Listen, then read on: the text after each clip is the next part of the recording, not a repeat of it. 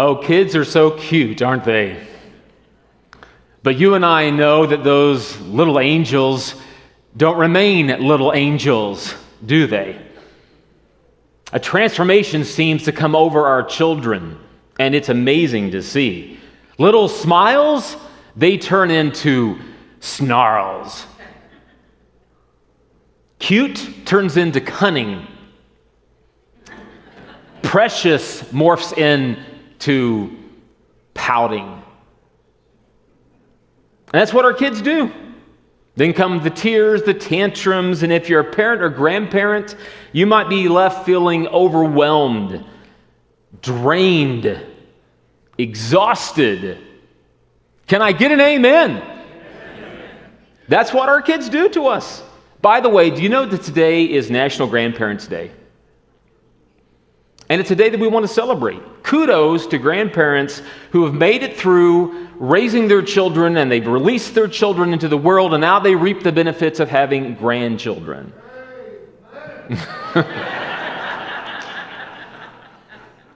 By the way, we are hosting a Grandparenting Summit. You like that transition? On October 21st and 22nd, for all the grandparents, you need to be signing up now. But seriously, I applaud all of our grandparents who have survived raising their children. Why? Because this whole parenting thing is tough. It's challenging. It's tiring. Years ago, Christian psychologist Dr. James Dobson wrote a book entitled Parenting Isn't for Cowards, and he is so right. It's not for cowards. It is one of the most challenging jobs, I think, that comes with our world today. But I recently read a definition of parenting from a book I've never read from before, and I think this definition of parenting is probably the most spot on and biblical that I've ever come across. It's by Paul David Tripp, and here's what he says parenting is. Here's what parenting is. It's unfinished people, that's us, we as parents, being used of God as agents of transformation in the lives of unfinished people. Now, just let that kind of soak in for a moment. Just think through what that definition is. I mean, we're unfinished people ourselves, being used of God as agents of transformation in the lives of unfinished people. Isn't that what makes parenting so difficult? Because it's very humbling to come to the understanding that I am more like my children than unlike them. And guess what? You are too. Now think about it. There are a few struggles in the lives of our children, our grandchildren, that we don't find in our lives. I know you might be questioning, saying, well, what do you mean, Harold? I'm a grown-up, my kids are kids. I get it. Physically, you're grown-up. But you can still be struggling for acceptance. As a grown-up, you can still want your own way and put yourself first and always want to be in control. And in some ways, those battles never change from the very beginning of the world. Over the summer, our pastoral staff, we got together and we talked about a few different things. And one of the things we talked about was perhaps the need to do a series on parenting. It wasn't in the plan that I'd put together, but we paused and looked at it, prayed about it, and we thought we need to do a 4-part series on parenting. And so we start that today. Effective parenting in a defective world. I mean, that's the challenge we face. How do we help our children? How do we help our grandchildren maneuver through the landmines of change and moral relativism and information overload and social media and drugs and alcohol and self-centeredness and peer pressure and fluid sexuality? How do we work through that? In other words, how can we parent in an effective way in a world that's very defective? Is it really possible for a kid to grow up learning to love Jesus and serve Jesus? Can you do that today? And if you're not a parent here today, guess what? You have an experience as a child.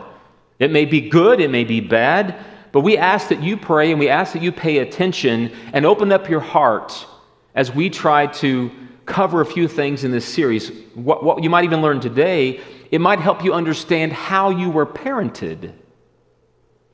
Because a lot of people are still struggling with that, how they were parented. And it might help you if and when one day you decide to become a parent. Also, as we get started, I want you to make sure you hear this disclaimer loud and clear. I don't pretend to be any expert in parenting.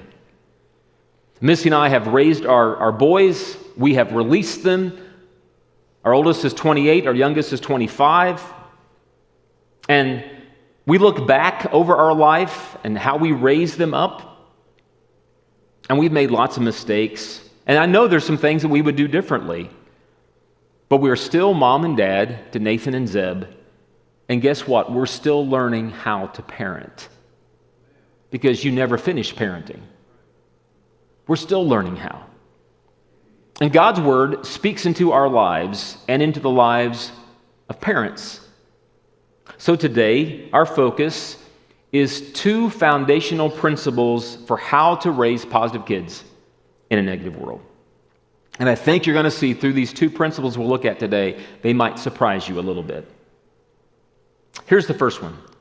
Choose the right parenting model. You say, what? I'm a parent, so I parent.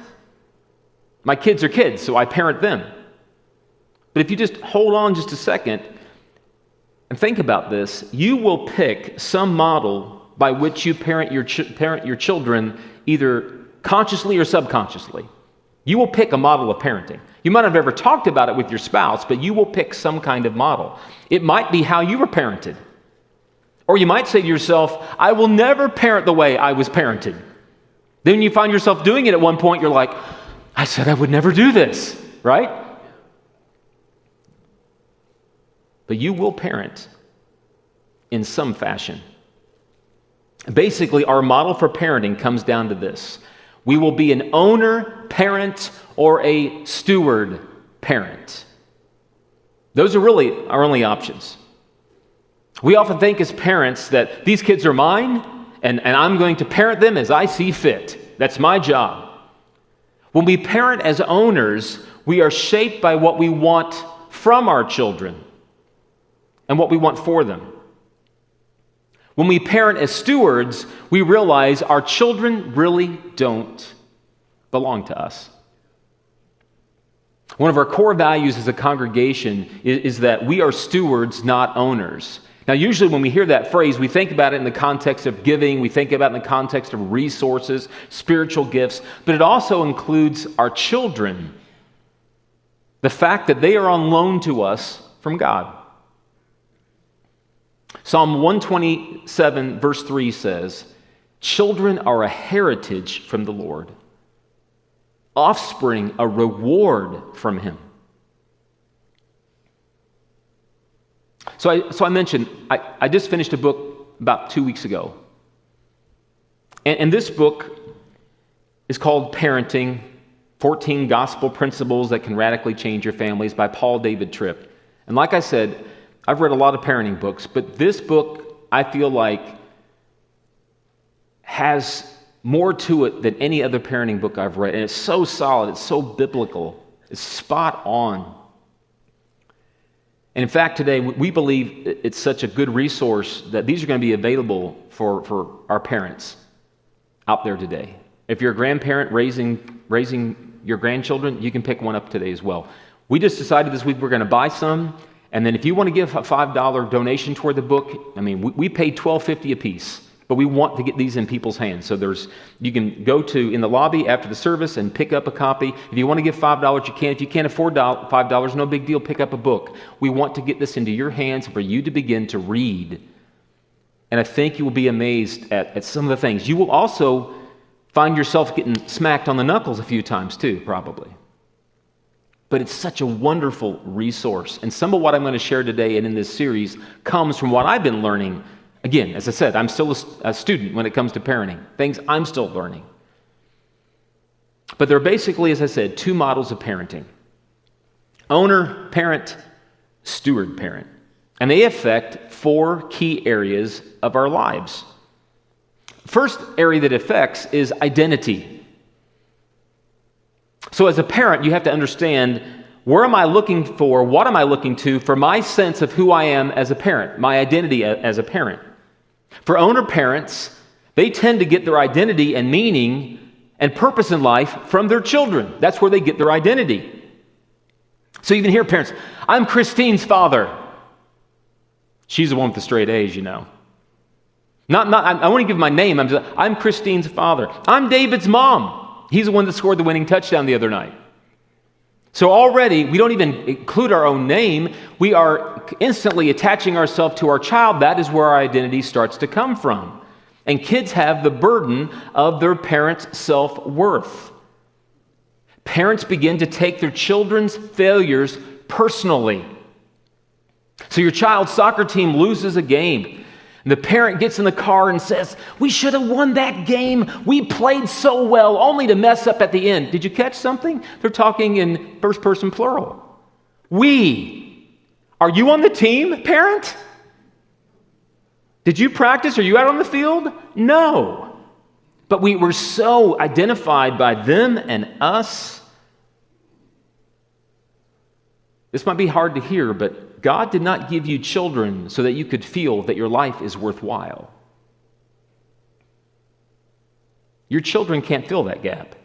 Your sense of value is not to come from your children. Your sense of value is to come from God. And not that I am somebody if I have children. No. You are somebody because you're created in God's image. And your kids will never replace that. Your kids will never be that force to put in there and try to become that position for you. It's just not going to happen. Steward parents get their identity from God, not their children. They know their family can't give them what only God can. See the big difference? It's a huge difference. Let's look at another area, work. So as a parent, what's the work you've been called to? What is your job as a parent? Owner parents think that their job is to turn their kids into something. And the parent has a picture of what they want their child to become. You are going to study hard, and you are going to be an engineer. You're going to study hard, and you're going to be a doctor. You are going to work hard and practice and practice and practice, and you're going to become a pro athlete. And so the parents put their time, their energy, their resources into forming their children into what they want them to be. But children break under that kind of pressure. Owner parents think that they have the power to mold their children into the framework that they envision for their child. Big difference for a steward parent. They understand they have no power to change their children. And that without God's wisdom, they wouldn't even know how they're supposed to train that child. They are not motivated by a vision of what they want their child to become, but by the potential of what God's grace could make that child become in their life. Different focus. Let's look at another area, success. How do you define success as a parent? An owner parent, they look for great grades, athletic achievements, musical ability, popularity are markers of how well I did as a parent. I want my child to be the best at school. I want them to be on the baseball team. I want them to be the first in the trumpet section. I want them to have the highest ACT score in the class. And their success then translates into my success. I feel successful as a parent if my child is successful.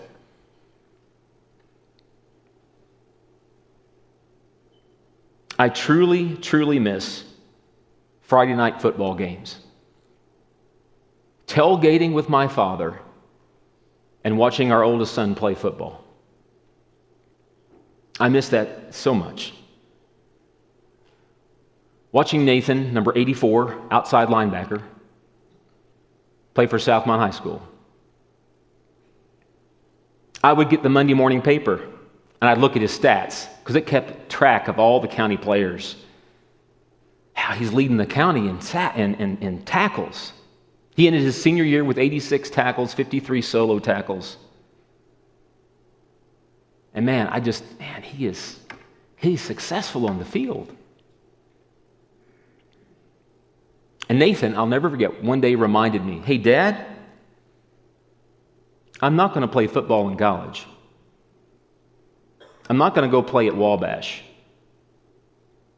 I'm going to Purdue and I'm going to be an engineer. And I'm like, yeah, dude, you're right. Doggone it, you're right. His success on the field was something that I felt successful about, that I felt like I was a successful parent because look at what he can do in the football field. Steward parents, for them, success is not about achieving goals that, in all honesty, you have no power to produce as a parent. But it's about being a usable and faithful tool in God's hands, who alone is able to produce good things in the life of your children. Let's look at one more. Reputation. Our reputation as a parent. What tells people about who you are and what you're all about. For an owner parent, they often turn their children into trophies. They parade their children in public to the applause of people around them, and kids feel the burden of carrying around their parents' reputation. And owner parents tend to be angry and disappointed with their children, not because they broke God's law, but whatever they've done has been an embarrassment to them personally. Whereas steward parents understand they're parenting sinners. And because they're parenting sinners, they will be exposed to misunderstanding and embarrassment anyway.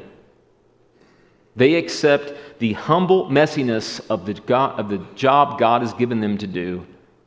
And they know that if their children grow and mature in life and godliness, they become so much, not their trophy, but they become a trophy of God's grace. And that's ultimately what they're looking for. God used this child in the midst of their messiness. So I ask you this morning for just a couple of moments here to reflect and think about yourself. Are you an owner parent or a steward parent? How have you parented? What's been the focus? It is so crucial that we start by understanding and choosing the right model of parenting, that we understand that our kids don't belong to us. We are stewards, we are managers, we are caretakers of them for a period of time. And we're asking God to take part in their life and help shape them and mold them. Well, there's another foundational principle, and that is focus on the right target. Focus on the right target. For this, we need to turn to Ephesians chapter 6. In Ephesians 6, Paul does as typical in his letters, the theology in the first part and the application of that theology in the last part. And he's doing that in the book of Ephesians, and he says in chapter 6, beginning in verse 1, "Children, obey your parents in the Lord, for this is right. Honor your father and mother, which is the first commandment with a promise, so that it may go well with you and that you may enjoy long life on the earth. Fathers, do not exasperate your children. Instead, bring them up in the training and instruction of the Lord." Focus on the right target. It's been a long day for both you and your spouse. You finally put supper on the table, and your 4-year-old, who has eaten broccoli before, decides for some reason tonight, no broccoli is going to cross through her lips and enter her mouth. You start to get frustrated and annoyed by this. Come on, you're not asking them to eat beets or Brussels sprouts. You're talking about broccoli. You've liked broccoli in the past, but you both throw your hands up in despair because little Miss Broccoli Hater is not going to eat another bite of anything. And the last thing you need tonight is a broccoli battle, but you've got one.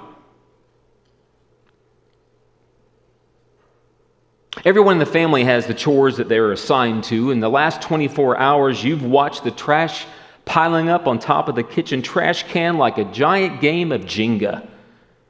But your fourth grade son, who has the trash chore, is evidently oblivious to it.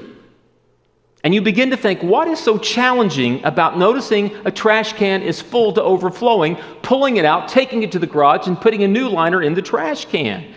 Why do we have to go through this every 3 to 4 days?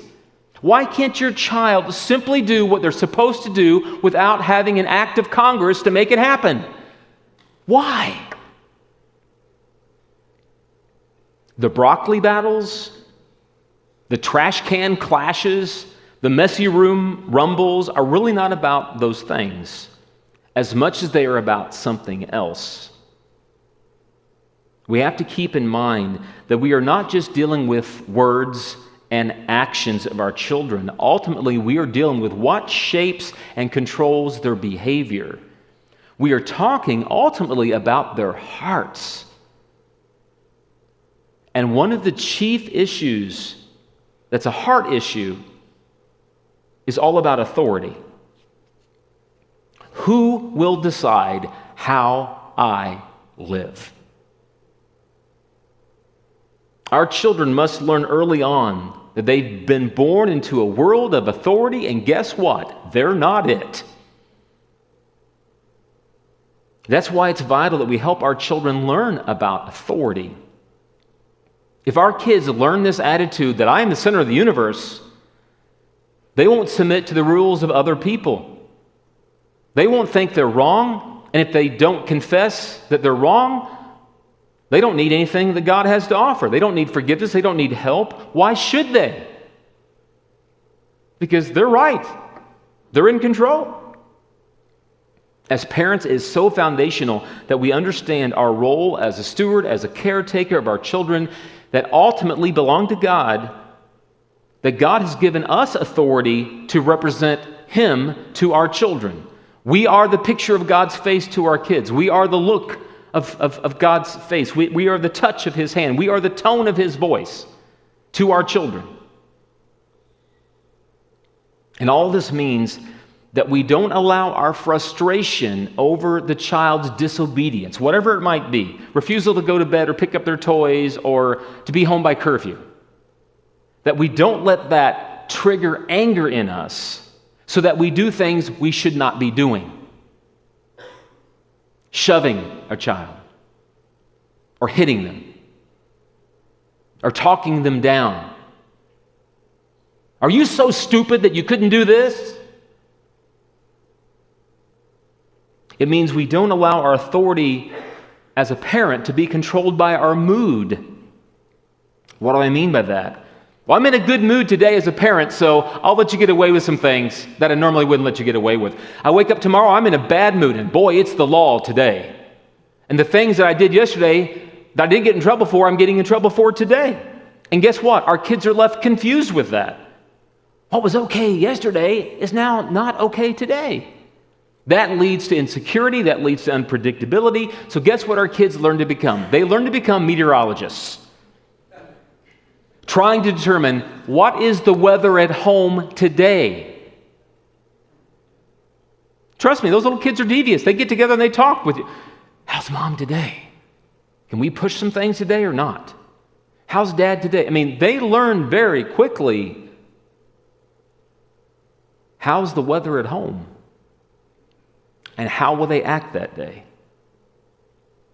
Once again, a quote from Paul David Tripp. He says, "If you exercise authority in a lazy, abusive, selfish way, you will deepen and strengthen the natural rebellion to authority in the hearts of your children." Hence, Paul says in Ephesians 6:4, we just read it, "Fathers, do not exasperate your children. Instead, bring them up in the training and instruction of the Lord." Notice there's a positive, there is a negative. The negative, don't exasperate. Don't irk your children. Don't vex your children. But then comes the positive. Bring them up with godly training. Bring them up with instruction. So don't do things that frustrate the life out of your kids. Always remember your target is for God to get a hold of their heart and for them to submit to God's authority ultimately in their life. That's your target. That's your target. That's your target. Bring them up in the Lord.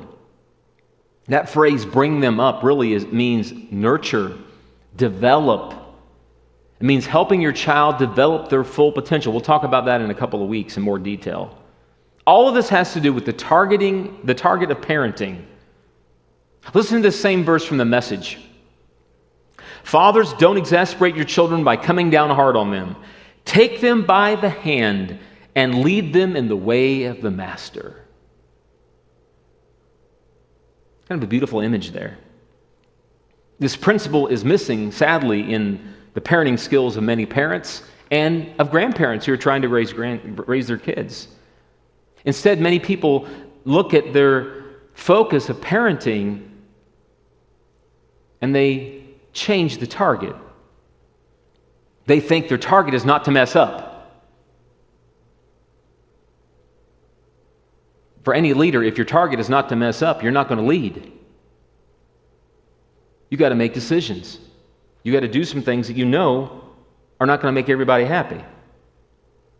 What I mean by this is, for parents, it's often, I don't want to mess up, so I'll protect my kids.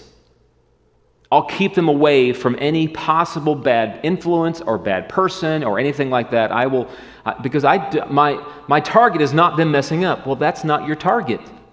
They're kids. They're going to mess up. You're an adult. You mess up. Be realistic. That's not the right target. On the other end of the spectrum, there are many parents and grandparents today who think their target is, I want to make my kids happy. I just want them to be happy. And I think this has been compounded.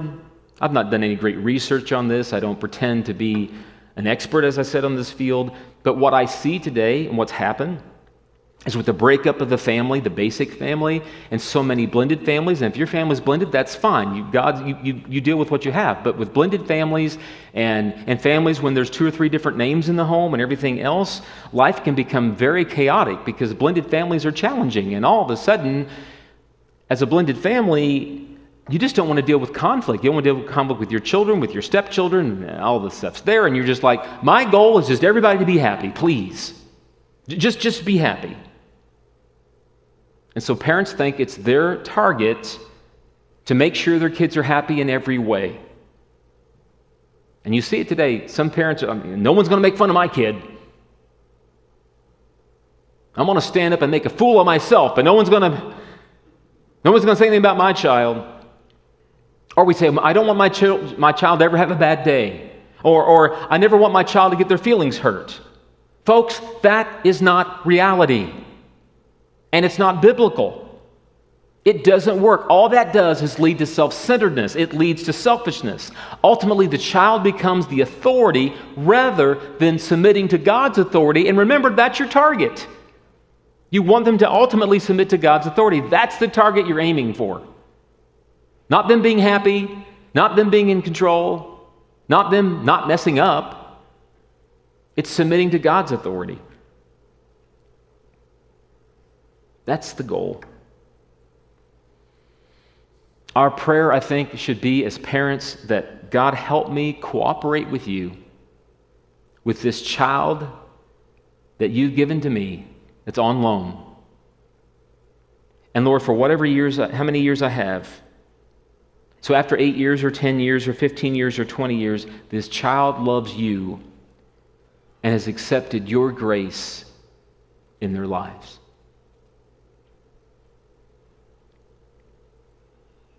I just wonder, what kind of picture are your children getting of God's authority by the way you are exercising your authority?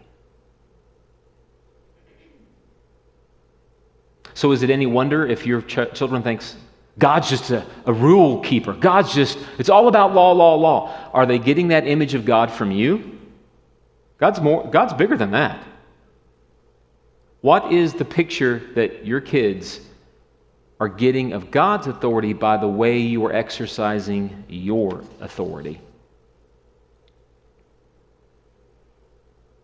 Did you notice something in these 2 foundational principles? both of these, we're talking about parenting, but both of these principles don't start with our kids. They start with us as parents and grandparents. Why do we get angry when our kids won't eat their broccoli? Why do we extend grace one day and law the next? Why does our blood pressure spike and our veins are sticking out on our foreheads when our kids are fighting in the back seat again? Why is all that happening? We said earlier that we are more like our kids than unlike them. Is it possible? Is it just possible that the achievements that we want from our children, the achievements in academics and sports and whatever, have kept us focusing on the thing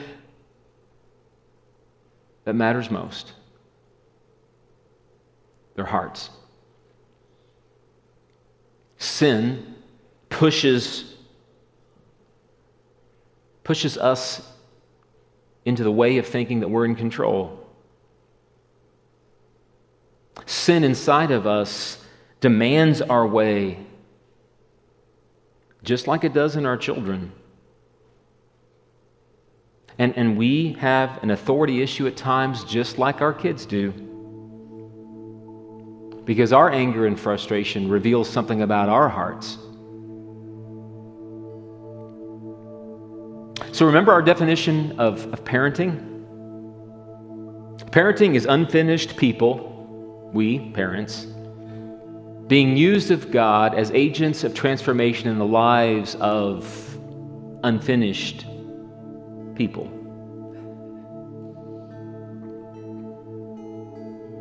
And oh, do we need help doing that?